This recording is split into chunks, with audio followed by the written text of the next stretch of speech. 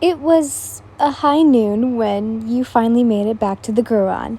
After your little encounter with the flamboyantly eccentric Tengen Uzui, you've been in middly cheerful mood as of late. You didn't quite understand as to why you were suddenly feeling this way. It was as if you had, probably spring fever, and was on cloud nine as you walked, or rather skipped, down the corridors with a spring in your step. It was the feeling you couldn't quite shake off, but you didn't want it to fall either. It was a welcome change to the unusual monotone of your daily routine, interjecting of a sense of excitement and energy into your usual mundane existence. "Hey, parasite," came Sayumi's angry voice as you stopped and turned towards her. "What took you so long? Where's my melopin?" she asks, glaring at you. You smile, not at all fazed for some reason, before reaching into your obi and pulled out the still fresh and perfectly wrapped melopin and handed it to her. "Here you go, Sayumi," you say, your voice not shy at all, like it was since this morning. Instead, you sounded way too happy. Sayumi arched a brow at your sudden change of attitude before taking the melopin from you. She gave you a despiteful look. Just why the hell were you in such a good mood all of a sudden? "What's gotten into you? You seem to be in good spirits than you were this morning," she grimaced. You blinked, before shrugging your shoulders nonchalantly, not really having an answer for her as you turned and continued on your way towards Lady Yatamoto's office.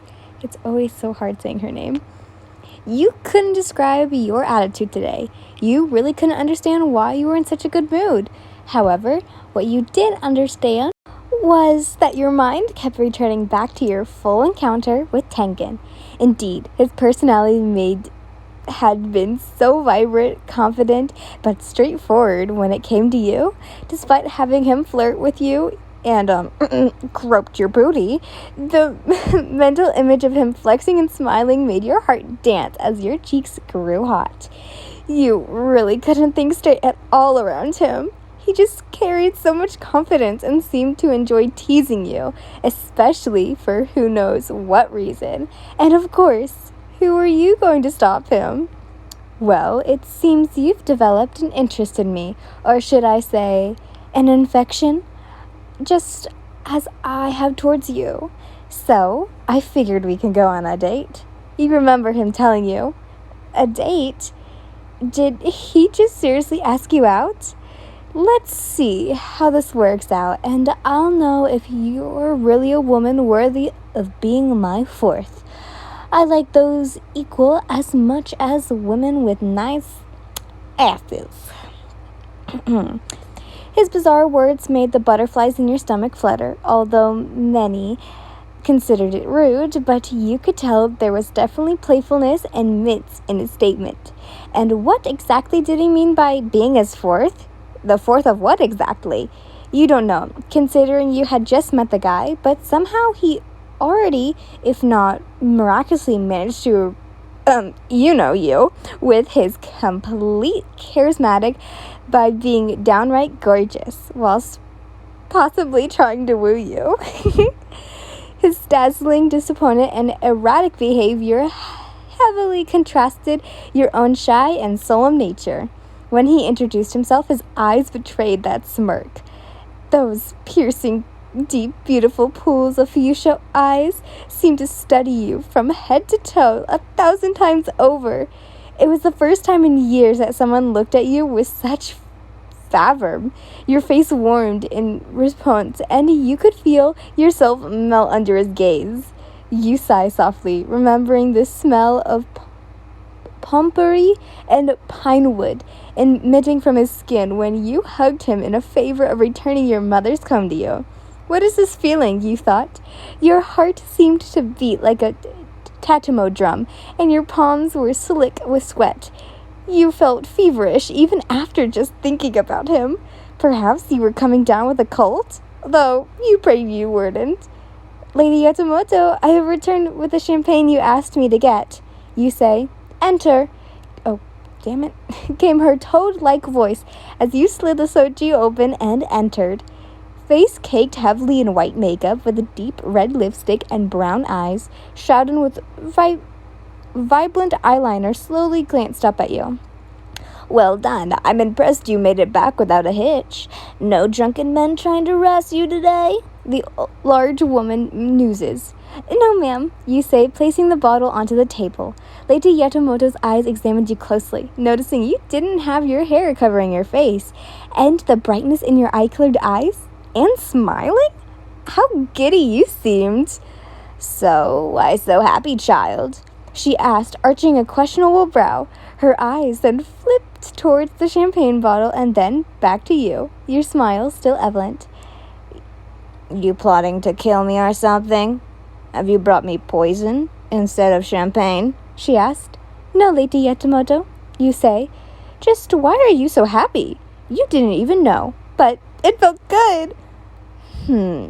Well, get back to finishing your chores and be sure to finish mending Sayomi's kimono. No excuses. Lady Yatomoto says, and you are dismissed. You nod and bow before turning to leave.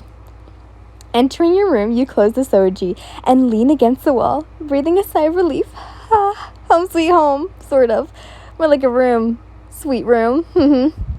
But your bedroom was the only place you considered a sanctuary within the household, a place where you could unwind and have a moment to yourself of luxury. After a while, you dragged yourself across your room and stopped, kneeled down to your cat.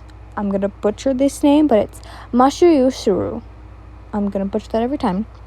So for this, I'm going to call it Marshmallow because it's the Japanese word for marshmallow. Hey there, lazy cat, did you miss me? You say as Marshmallow only purred happily, indicating that she's indeed happy with her mama. She's a Japanese bulltail, and you named her Marshmallow because of her snow-white fur, and the fact that she was soft and fluffy like a marshmallow. You raised her since you found her as a stray kitten, and what a strange cat she was, considering she preferred to eat fish over mice. Which is why Lady Yatomoto inwardly wanted you to get rid of her, since she wasn't a rodent killer. Making your way over towards your bed, you flopped down onto the plushes of your mattress, with your mind still thinking about Tengen as you romanticized of what could have been a normal encounter. That strange hunk of a man, so arrogant, so bizarre, yet so beautiful. On such a day, you encountered him under the cherry tree blossoms in a ruin? You smiled softly, remembering his wild comments and flirtatious gestures towards you, and how he had your heart fluttering, thundering as he smiled affectionately at you. Now you finally understood the reason behind your sudden upbeat mood. Once upon a time, you wanted to be someone to pay attention and love you unrefusely, a childish dream to be free and love fiercely, and it wouldn't seem your dream is slowly coming true. Tengen was like a free spirit who, unlike you, a trapped bird, he soars through the skies and undoubtedly makes life his own.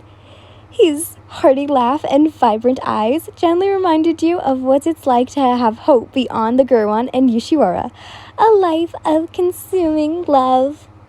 Meow. You heard Marshmallow meow softly whilst feeling weight on your mattress, meaning she had climbed onto the bed and joined you. You hummed, feeling Marshmallow nuzzle her forehead against your hair as she purred, making you briefly recall how Tengen caressed his fingers through your hair and massaged your scalp. The feeling of his strong, muscular body pressed against yours and his wandering hand groping your rear, it all made your body feel weird sensations you've never felt before. Your face heated up, and the more you thought about it, thick-toned muscles barely hidden by his tank top, silver locks, jewelry shining with a light that occasionally hit him, fuchsia eyes that gazed at you so intently, and a bombastic attitude. The man was indeed an astounding sight to behold. Thus, his signal had been clear as glass, And what's even so? Marshmallow, you started, slowly turning your head to glance at her. I think I'm in love.